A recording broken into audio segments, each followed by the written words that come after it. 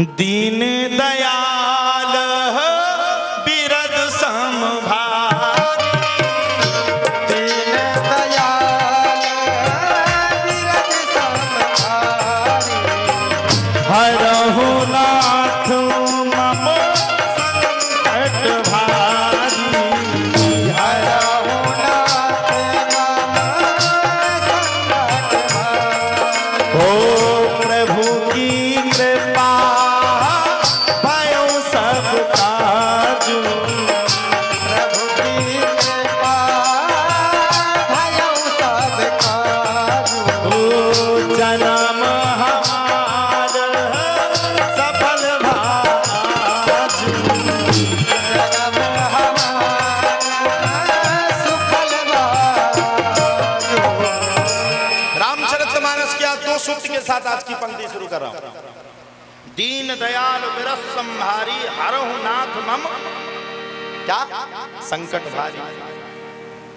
रामचरितमानस में लिखा है दीन दयाल बिरद संहारी, हरहु नाथ मम संकट भारी। और सुनो, प्रभु की कृपा भयो सब काजू, जन्म हमार सफल भाज। कभी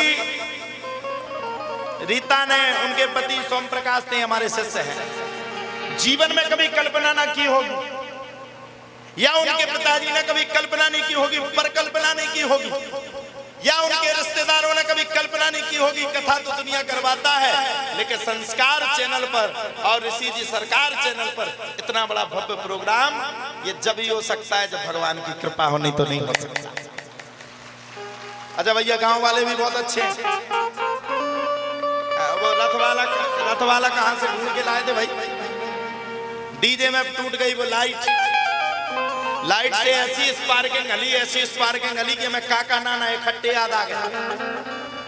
और हम उनसे कच जा रहा कि रोक दे बग्गी रोक दे, और वो चलो ही जा लो डोरी पाए, यानी कि वो कसम खाएं तो कि आज महाराज को स्वाहा करनी ही है। तो भगवान की कृपा रही कि बच गए बीच के बीच। अच्छा, हम भी बहुत खतरनाक महाराज है। जाओ सुनो, सीधे साधे लगाता है। अगर हमें जो दिखा रहा होता कि डोरी के अगर बग्गी पहुंच रही थी तो हमने लुंगी उठाई और तुरंत कूदे। हंसबेबारी का बात बताओ, मरबो कुछ तुमने मरबो चाचा, ये अम्मा बैठी इनके दांत झड़ गए, इनसे भी मरो तो अबे घर में बूढ़ी हो गई। मरना कौन चाहता? संसार में कौन मरना चाहता? हम तो भैया बिल्कुल नहीं मरना चाहते। हाँ, हम तो जीना चाहते। क्यों?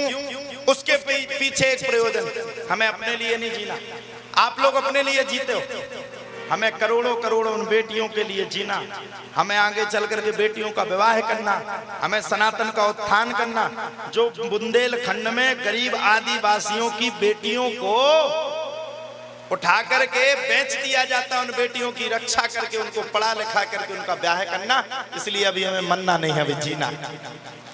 अभी धाम पर बालाजी सरकार की बड़ी कृपा हुई यज्ञ के बाद, और आप लोग भी कभी संकट मोचन धाम पर आइएगा। 11 मई को 11 बेटियों का विधिवत रूप से विवाह हुआ। किस किस ने देखा?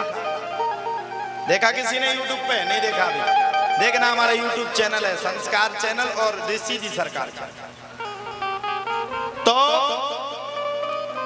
आप अगर जीवन में कुछ ठान लोगे ना, वो आप कर लोगे। कैसे कर लोगे? आशाएं के राम जी से तुझी आशा छोड़ दे, आशाएं के राम जी से तुझी आशा छोड़ दे, नाता के राम जी से नाता तोड़ दे, नाता एक राम जी से दूजा नाता तोड़। मैं बिल्कुल आपसे सही बात कर रहा हूं। जीवन में अगर आपको किसी की आशा में रहना है तो सिर्फ भगवान की आशा में रहो। कोई आपका साथ देने वाला नहीं। बुरा वक्त जब आता है, बुरे वक्त का जब पहरा आता है, तो आपके अपने ही सबसे पहले कूद करके भाग जाते हैं। ये संसार का नियम है, संसार में कोई किसी का नहीं। खुद के लिए जो सोचे वो कभी संत नहीं हो सकता। कई संत, पता है आजकल संत बनने में टाइम कितना लगता। जाओ महोबा की मार्केट में 200 रुपया की एक बढ़िया पीले कलर की धोती लो, ऊपर डालने वाली एक धोती ले लो, एक टहुआ बढ़िया वो तिलक लगा लो, बीच में से एक और तिलक लगा लो और घूमते रहो। संत बन के किसी के घर में भी डेरा डालो, भोजन करो। ना ना ना ना, ना। संत किसे कहते? भागवत कह रहे पाखंड निर्ता संतो, संतों में भी कई पाखंड है, कई पाखंड। संत किसको कहते? हमारे मलुक पीठ वाले पूज्य गुरुदेव भगवान कहते हैं, अभी हम सुन रहे थे हमारे यहाँ एक दिवस का जो उन्होंने कार्यक्रम सत्संग किया तो उसमें उन्होंने कहा था संत वह है जो खुद दुख रह करके दूसरों के सुख की कामना करे, वो संत। अब आजकल के संतों की तो पहले से पहले चॉइस हो जाती, ये वाली होटल चाहिए, इस वाली होटल में रुकेंगे, 5 स्टार में रुकेंगे, 3 स्टार में कभी रुकेंगे नहीं, यहाँ आएंगे इस जगह रुकेंगे, इस स्थिति में वो संत नहीं हो सकता। संत कौन है? संत वो है जो हर परिस्थिति में, देखो संत का सीधा सीधा शब्दार्थ है लोगों का कल्याण, महंत का सीधा सीधा शब्दार्थ है लोगों का भला, लोगों तक सत्संग पहुंचे। देखो सीधी सीधी बात है भैया, यहां बैठे संत किसको कहते हैं? जो दूसरे के दुख को ले सके, सुख को ना ले, सुख को ना ले, दूसरों के परमार्थ के लिए संत का जन्म होता है। वो संत दूसरों के सुख रहने के लिए भले ही वो गड्ढे में चला जाए लेकिन वो सुखी हो जाए, वो है संत। दूसरे के दुखों को अपने ऊपर धारण कर ले, वो है संत। सुबह उठ करके जो भगवान का पूजन करते हुए सबसे पहले एक है सर्वे भवन्तु सुखिनः सर्वे सन्तु निरामया सर्वे भद्राणि पश्यन्तु मा कश्चित् दुःख भाग् भवेत्। संत वो है जो सुबह उठ करके कहे सर्वे भवन्तु सुखिनः, हे भगवान सभी सुखी रहे, सभी निरोगी रहे, सबके पास धन दौलत हो, सबका घर परिवार अच्छा हो, और पहले सबको दे दो फिर बाद में हमें दे दो। अच्छा ये कौन कौन कहता है रोज? कौन कौन कहता है जरा बताओ हाथ खड़े करके। तुम लोग तो कह नहीं सकती। सुबह से झाड़ू लगाएंगे, सामने वाले को देखेंगे कि ठटरी बन जाएगी, कि घर में आग लग जाए, भले ही हमें कछू मिले ना मिले, ईगो घर भर जाए, चाहे हमें कछू मिले चाहे ना मिले।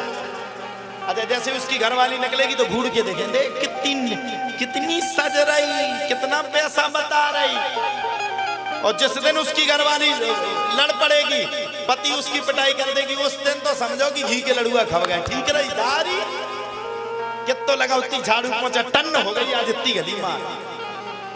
और हम कहते हैं पहले आप क्या कहो? सर्वे भवन्तु सुखिनः सर्वे सन्तु निरामया सर्वे भद्राणि पश्यन्तु मा कश्चित् दुःख भाग्। हे भगवान सभी सुखी रहे, सभी निरोगी रहे, सबके पहले सुनो बाद में हमारी सुनो।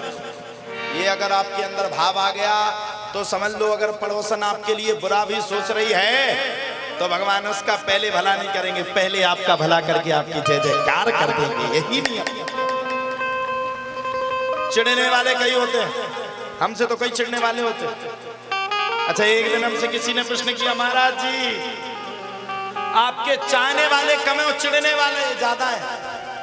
हमने कहा भैया हम पे कुछ बनता है तो लोग चिढ़ते हैं। अब हम भैंसियां चराउत होते, कुछ चिढ़ रहा हो तो हम पे बताओ, बताओ कोई चिढ़ तो? हम पोखरिया में, पोखरिया जानते तुम लोग? पोखरिया बताएं की भाषा तनक दूसरी प्रकार की है, सब लोग सुन लिया, बात ना कर। तो अगर हम भैंसियां चराउत होते तो किसको हमसे चिढ़ने की जरूरत थी? जो जिंदा है उसकी निंदा है, जो मर गया वो तर गया। आप पर कुछ बनता है जब आपसे चिढ़ने वाले 50 बैठे हैं, और जिस दिन आप पे कुछ नहीं बनेगा कोई नहीं चिढ़ेगा। किसी को क्या मतलब? बताओ क्या मतलब? हम तो आप लोगों को पहचानते नहीं। जिस दिन आप YouTube पे चलने लगोगे तो थोड़ा बहुत आप पे ईर्ष्या रख लेंगे तो समझ लो आपका कुछ ना कुछ भला होने वाला है। और हम तो सीधी सीधी बात कहते हैं, जिस दिन आपसे कोई जलन की भावना प्रारंभ कर दे उस दिन आप ये मत सोचना कि हमारे कितने शत्रु बढ़ गए, उस दिन आप ये सोचना कि अब हमारी मंजिल दूर नहीं है, हमारी मंजिल पास ही आ गई है, बस उसको हमें पाना है। और हम तो सीधी सीधी बात कहते भैया, तुम अपनी जलन बरकरार रखो, तुम अपनी जलन बरकरार रखो, क्या दिक्कत है, हम अपना जलवा बरकरार रखेंगे।